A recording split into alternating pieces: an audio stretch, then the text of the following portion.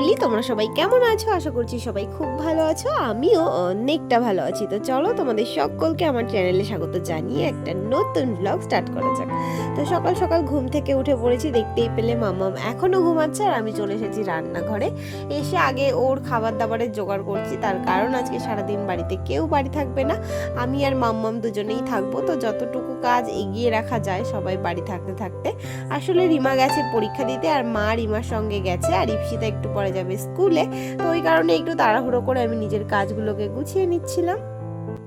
তো এই যে এদিকে দেখো, মাম্মাম আজকে সকালে খাবে মাংস ভাত। তো তার জন্য এখানে আমি চিকেন আর চিকেনের কিছুটা মেটে সেটা এখানে একদম কিমা করে নিয়েছি, আর এখানে টমেটো পেঁয়াজ কেটে নিয়েছি। আর এইদিকে এই যে দুপুরের জন্য একটুখানি সবজি রেডি করে রেখেছি, কারণ যেহেতু সবজিটা রেডি করতে অনেকটা টাইম লাগে আর কেউ বাড়িতে থাকবে না, তো মাম্মামকে নিয়ে যদি বাই চান্স আমি না রেডি করতে পারি, তো সেই কারণে সবজিটা রেডি করে রাখলাম। এবার এটাকে ফ্রিজে ঢুকিয়ে দেবো, আর মাম্মামকে নিয়েও তাহলে আমি দুপুরের খাবারটা বানাতে পারবো, এরকম অসুবিধা হবে না। এটা এখন ফ্রিজে রাখবো। মাম্মামের দুপুরে সবজি রেডি হয়ে গেছে মানে আমার কিন্তু অর্ধেক কাজই কমপ্লিট হয়ে গেছে, কারণ এরপর যা কিছু বাকি থাকবে সেগুলো আমি মাম্মামকে কোলে নিয়েই টুকটুক করে নিতে পারবো। তবে সবজিটা ওকে কোলে নিয়ে কাটা যায় না, তাই জন্য একটু আগেই সবজিটা কেটে নিলাম। আর তারপর বেশ কিছু বাসন ছিল, সেগুলো মেজে মাম্মামের ফিডারটা ভালো করে ধুয়ে পরিষ্কার করে কিছুটা জল ফুটিয়ে ঠান্ডা করে ফিডারে ঢেলে নিলাম। আর এখনো সকালের খাবারটা বানাচ্ছি, এখনো তো মাম্মাম ঘুম থেকে ওঠেনি। খাবারটা বানিয়ে তারপরেই যাব, দেখি ঘুম থেকে ওঠে কিনা। Good morning, good morning. তুমি উঠে গেছো? গুড মর্নিং হয়ে গেছে? হ্যাঁ, ওঠো ওঠো ওঠো ওঠো ওঠো ওঠো ওঠো ওঠো। গুড মর্নিং মাম্মাম। ও মাম্মাম, এই যে মাম্মাম, গুড মর্নিং। তুমি আমাকে একটু গুড মর্নিং বলো। এটা তো গুড নাইট। গুড মর্নিং এরকম করে বলতে হয়। তাকাও, এইদিকে তাকাও। এই যে ও মাম্মাম, এই যে এরকম এরকম করে গুড মর্নিং বলতে হয়। তুমি একটা দাও আমাকে, মামা একটা মিষ্টি দাও আমাকে। এই যে মাম্মাম, এই যে আমাকে একটা মিষ্টি দাও। দেবে না? ঘুম থেকে উঠে কেমন বোকা বোকা হয়ে গেছে।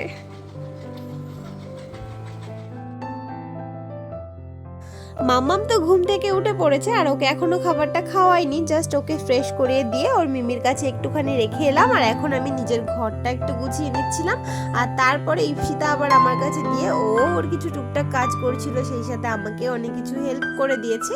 আর এখন আমি বসেছি মাম্মামকে খাওয়াতে। এটা কিন্তু আমার কাছে একটা বড় যুদ্ধের সমান, কারণ মাম্মাম একদমই খাবার খেতে চায় না।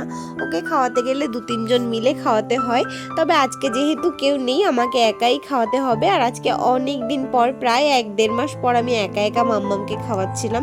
বিভিন্ন ধরনের খেলনা, বই, অনেক কিছু দেখিয়ে দেখিয়ে অনেক কষ্ট করে খাবারটা খাইয়েছি আমি। তো এই যে ইপসিতা এখন চলে যাচ্ছে স্কুলে। মাম্মা, ও মাম্মাম, মাম্মাম তুমি একটু টাটা করে দাও মিমিকে। Tata tata. ও মিমি তোমাকে টাটা করছে। কই মিমি, কই মিমি? মুখে এটো নিয়ে টাটা টাটা। টাটা করে দাও মিমিকে, টাটা করে দাও। টাটা, ওই যে মিমি, টাটা।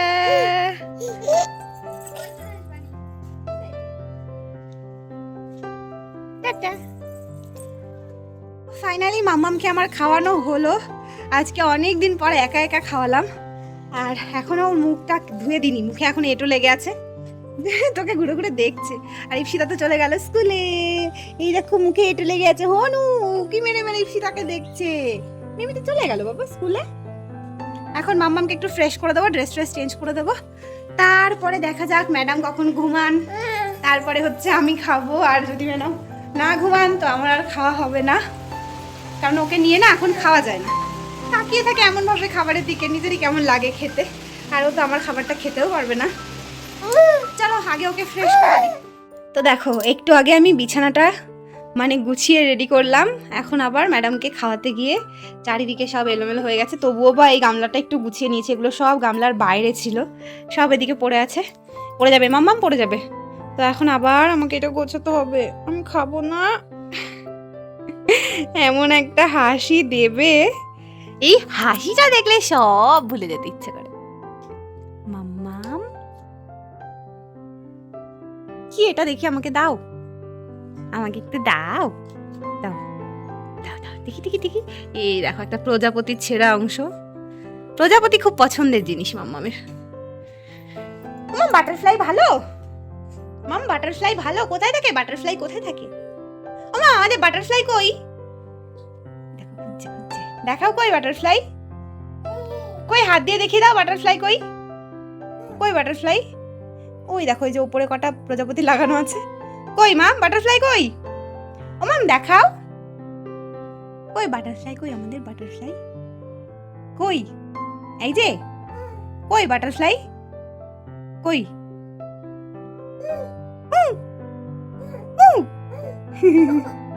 ও বোঝে, ওকে কপি করা হচ্ছে। আমার বাটারফ্লাই দেখালে না তুমি, কই বাটারফ্লাই কই দেখাও। চলো এখন আমি ওর মুডের উপর ডিপেন্ড করে কখন দেখাবে কি দেখাবে না। আপাতত আমি খাটটাকে আগে ঠিক করি। এখন আমি চটপট করে খাটটাকে একটুখানি পরিষ্কার করে নেব। আর এই কাজটা যে আমাকে সারাদিনে কতবার করতে হয় তার কোনো ঠিক ঠিকানা নেই। আমি বারবার গোছাতে থাকি আর মাম্মাম বারবার খাটটাকে এলোমেলো করতে থাকে। তবে আমার না এটা গোছাতে একদমই কষ্ট হয় না, কারণ আমার মনে হয় যে গোছানোর থেকেও এলোমেলো ঘরে থাকতেই যেন আমার বড্ড বেশি কষ্ট হয়। আবার এরকম করো, ও এরকম করো, এই যে এরকম করো করো করো, এই যে করো, এই যে দেখাও করো। ও মামা এই যে এইদিকে এইদিকে এইদিকে করো করো করো, দেখি দাঁড়া দাঁড়া দেখি, আবার করো আবার করো, এইদিকে ঘুরে এইদিকে ঘুরে এইদিকে আমার দিকে ঘুরো, এই যে আবার করো আবার করো আবার করো আবার করো আবার করো, আবার করো আবার করো আবার করো আবার করো আবার করো আবার করো করো। এখন বেজে গেছে প্রায় 12টা আর আমার এখনো সকাল থেকে কিচ্ছু খাওয়া হয়নি। খিদেই তো পেটের মধ্যে ছুঁচোগুলো সব ছোটাছুটি করছে, কিন্তু ভেবেছিলাম মামামকে ঘুম পাড়িয়ে রেখে খাবো, তবে ও ঘুমোচ্ছিল না কিছুতেই, তাই জন্য কিছু খেলনা দিয়ে ওকে বসিয়ে দিয়েই আমি পাশে বসে খাবারটা খেয়ে নিলাম। তো ফাইনালি এখন আমার এই যে মাম্মামকে স্নান করানো হয়ে গেছে, মাম্মামের স্নান হয়ে গেছে, ও এখন খাবে ঘুমোবে। মাম্মাম ঘুমাবে ঘুমাবে এখন ঘুম পাচ্ছে, একটু তুতুন খুঁজছে, তুতুনকে ঘুম করবে। সবাই টাটা করে দাও, বলো আবার ঘুম থেকে উঠে দেখা হবে, টাটা, আবার ঘুম থেকে উঠে দেখা হবে। তো চলো আমি এখন একটু ঘুম পাড়িয়ে দিই আমার গুড়গুড়িটাকে, আমার গুড়গুড়িটার ঘুম পাচ্ছে। চলো চলো ঘুমাই, তুতুন দেবো তো হয় নাই। তো এই যে ফাইনালি এখন ইপসিতা স্কুল থেকে চলে এসছে, আজকে তাড়াতাড়ি ছুটি দিয়েছে। দেখো মামা দাঁড়িয়ে আছে, ই বাবা আরেকবার দাঁড়াও দাঁড়াও। তো মামামের মিমি চলে এসছে, এখন আমার আর কোনো টেনশন নেই। এইদিকে আবার মামামের সোনালি দিদিও চলে এসেছে। মামাম দাঁড়াও তো দেখি, দাঁড়াও দেখি, মামাম দাঁড়াও তো দেখি।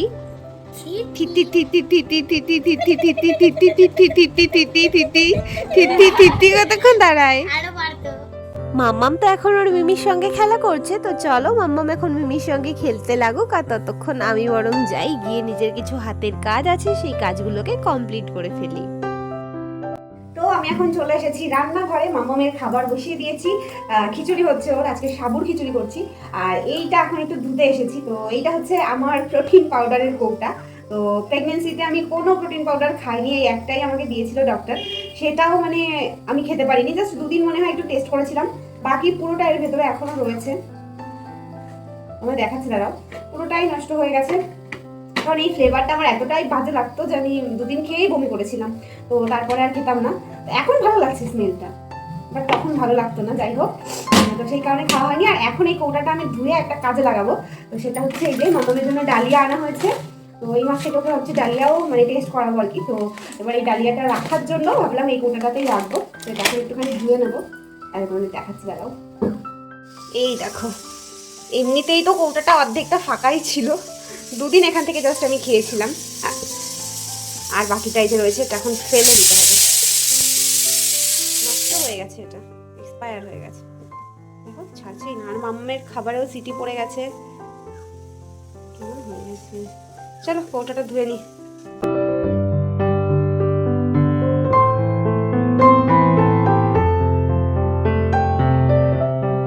তো এখন বাজে বিকেল 4:38 আর এখন মাম্মামকে আমি ঘুম পাড়ালাম। অনেকক্ষণ থেকে চেষ্টা করছি ঘুম পাড়ানোর, কিন্তু না আজকেও ঘুমোতেই চাইছিল না, কেন জানি না।